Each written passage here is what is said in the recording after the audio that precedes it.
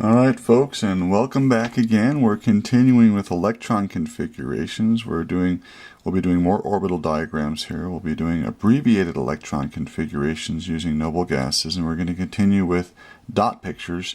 And hopefully, as we do the dot pictures of several of the elements, we're going to notice a pattern on the periodic table. So, let me do the first couple of these for you, then I'm going to have you do some on your own. So let's start drawing the dot pictures for the first 10 elements below. So I'm going to do hydrogen, helium, and lithium for you, okay? So let's go ahead and we're going to start with hydrogen.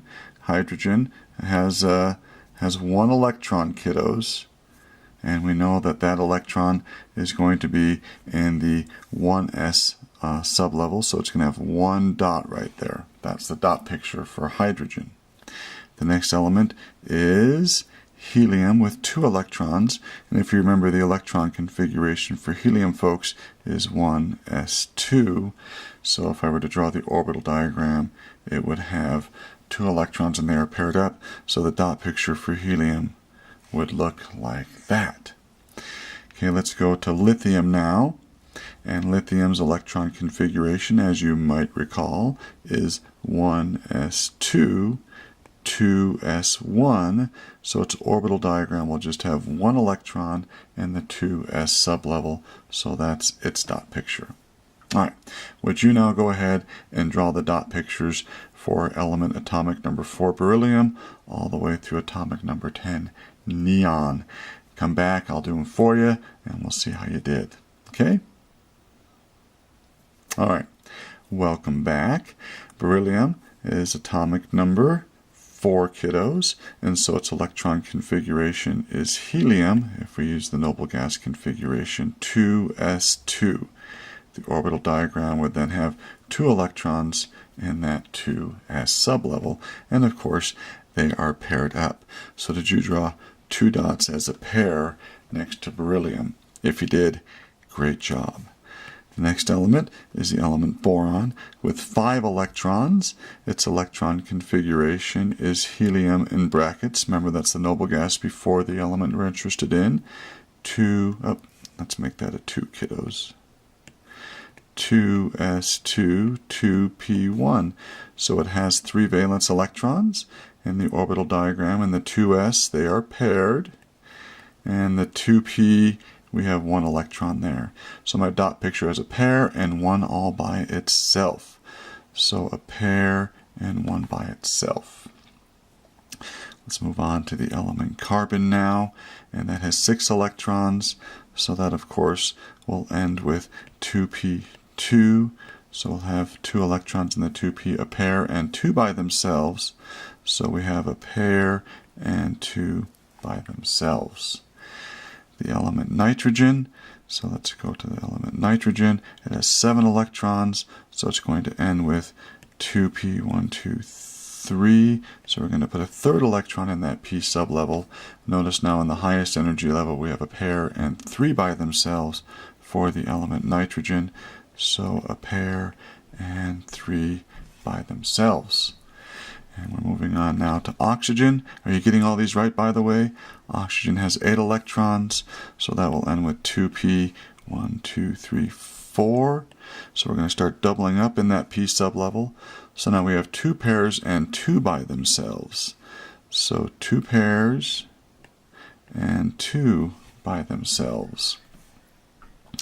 Now we'll go to the element fluorine with 9 electrons, and so that ends with 2p5. Have another pair in that 2p. So we have 1, 2, 3 pairs and 1 by itself. Oops. Oh, come on, Dennis. Let's see. You're going to go back here. 1, 2, 3 pairs and 1 by itself. And then finally, we get to the last element in that row, neon atomic number 10. So we're going to end with 2p6. Put another electron in that 2p, and you notice we have 1, 2, 3, 4 pairs, don't we? So 1, 2, 3, 4. And there are your dot pictures for the first 10 elements. Okay, now what I want you to do will be the dot pictures for the next 8 elements. Sodium through argon. Atomic number 11, all the way through atomic number 18. Pause the video now, and then come back and see how you did. See you in a second.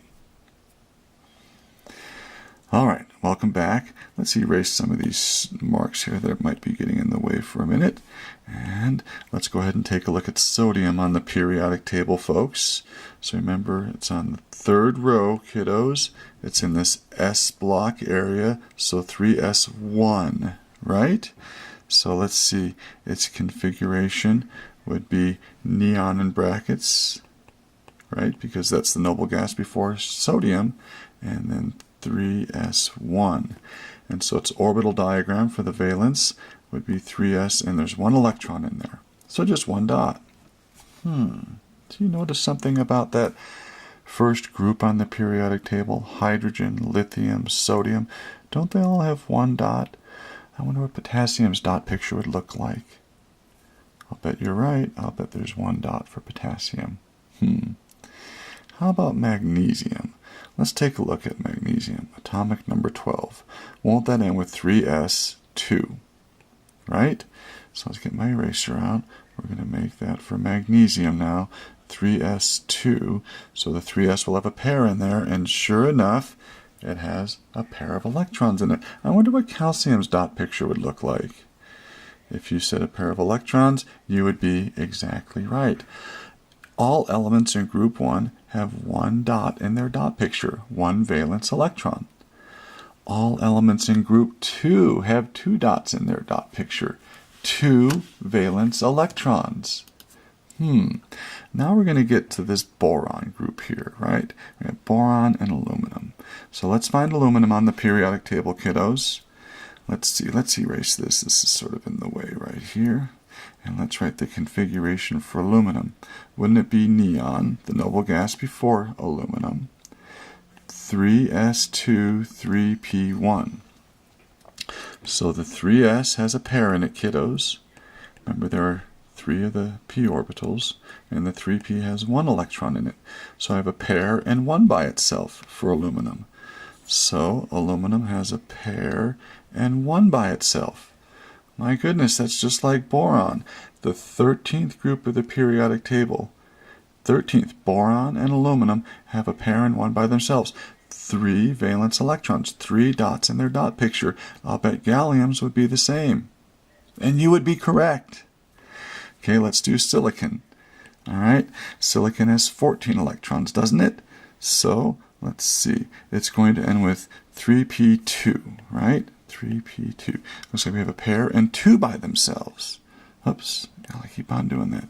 So we have a pair and 2 by themselves, just like carbon. So group 14 has 4 valence electrons, a pair and 2 by themselves. Germanium would have the same dot picture. Nitrogen had a pair and 3 by themselves. I wonder what phosphorus's would be. In fact, why don't you do phosphorus, sulfur, chlorine, and argon? See if you can figure out the pattern. Come right back to me, okay? See you in a sec. All right, so phosphorus has 15 electrons. So, whoops, let's get the eraser out here. So that would be 3p3. So we're going to put a third in the p. So we have a pair and 3 by themselves. So a pair and 3 by themselves, just like nitrogens. So we have group 13 with 3 valence, group 14 with 4 valence, group 15 with 5 valence, and they're all a pair and 3 by themselves, and arsenic would be the same. Arsenic group 16. I wonder if there would be 6 valence in that one. Let's take a look for sulfur. Sulfur has 16 total electrons, so it would end with 3p4. We're going to start doubling up here. Don't we have 2 pair and 2 by themselves? Sulfur, sulfur, 2 pair and 2 by themselves. Yeah, just like oxygens, and seleniums would be the same. Okay, chlorine. Let's take a look at chlorine. 17 electrons, so that's going to end with 3p5. Let's put another pair in that 3p. So we have 1, 2, 3 pair and 1 by itself. 1, 2, 3 pair and 1 by itself. And bromine would be the same. Group 17 has 7 valence electrons, 3 pair in the dot picture and 1 by themselves. And let's do argon here. Argon has 18 electrons. So let's see. We're going to end with 3p6 for argon. We're going to pair up that last orbital and the 3p. So we have 1, 2, 3, 4 pair. This is getting exciting. 1, 2, 3, 4 pair. What do you think Krypton's dot picture would be like? Group 18, you're right. 8 valence electrons or 4 pairs. And there we have the dot picture. For all of these elements here, do you notice a pattern? Could you predict the dot picture now for the element xenon, or for the element bismuth, or maybe for the element francium? I'll bet you could. If you understand electron configurations and this orbital filling diagram and what valence electrons are, you can do the dot pictures for just about any element. Let's not worry about the transition elements right now. We did a few of those in the last video, but we're sort of going to cool off with those for a bit. All right? Now, in class, we're going to practice doing this table here on the next several pages, okay? So be ready for that during class. But the next time we see each other, we're going to talk about a little bit of review. We're sort of going to recap everything that we've done over the last several videos, and hopefully you'll be tuned in to do that with me. So we'll see you soon. Bye-bye.